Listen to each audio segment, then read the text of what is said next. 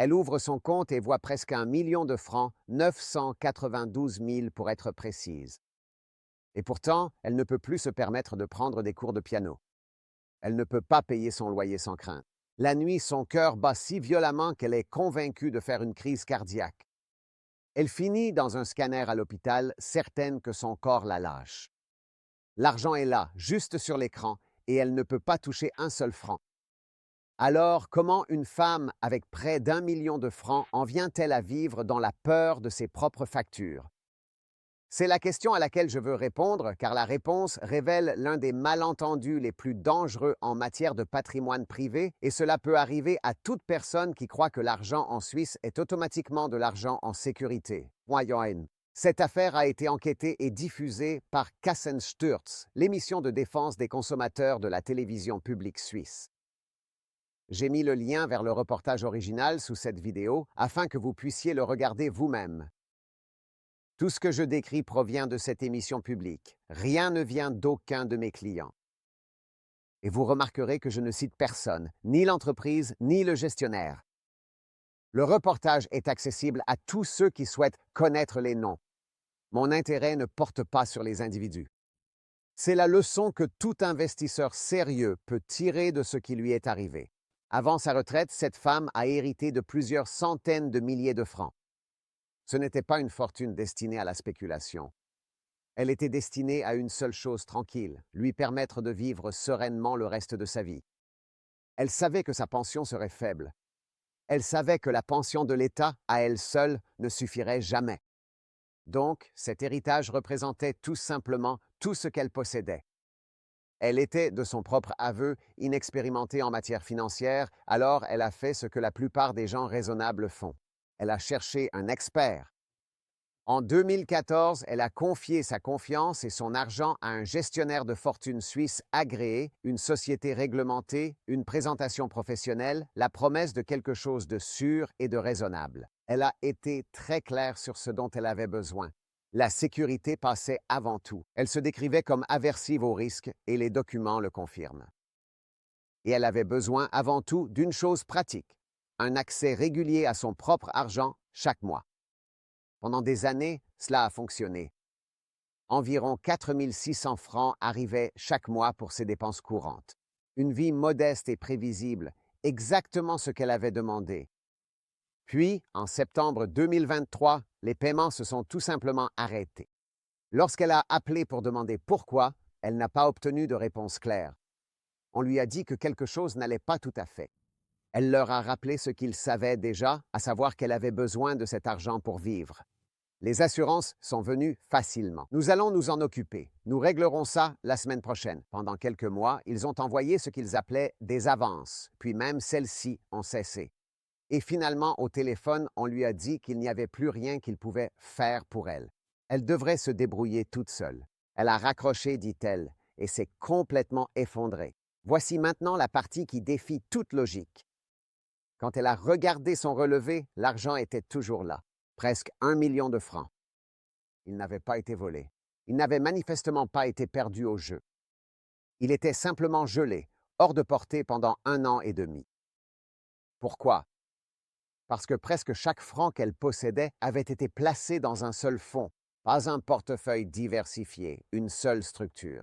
Et lorsque ce fonds unique a rencontré un problème de liquidité et n'a plus pu rembourser les investisseurs, toutes ces économies se sont retrouvées bloquées du jour au lendemain.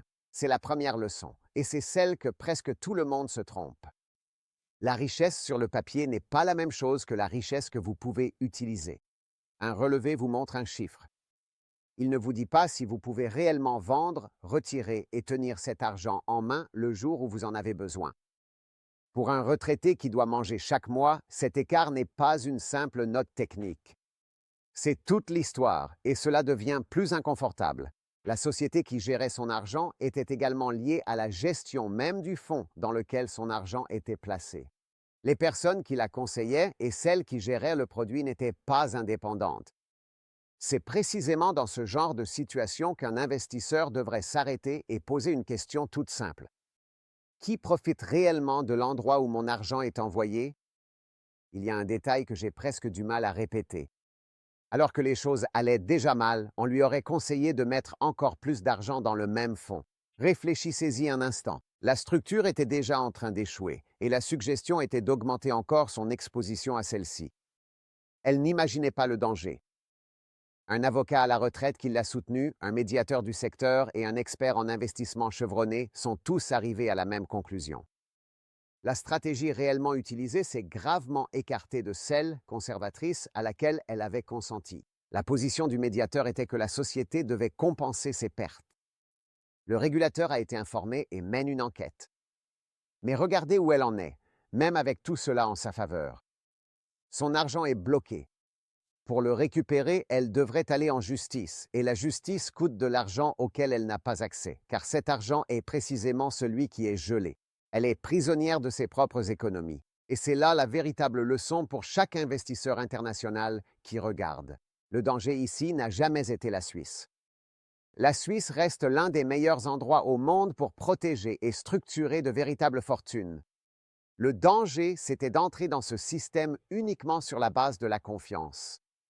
Un nom respecté, une licence valide, une présentation assurée, et l'on saute l'unique étape qui vous protège réellement.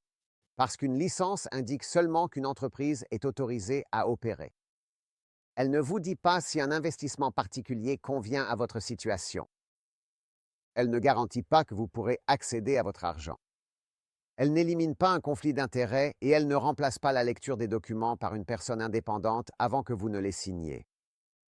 C'est toute la différence entre l'histoire de cette femme et une histoire sans risque. Ce n'est pas une question de chance, ni de la taille de la fortune. Une seule vérification honnête et indépendante avant que l'argent ne soit transféré.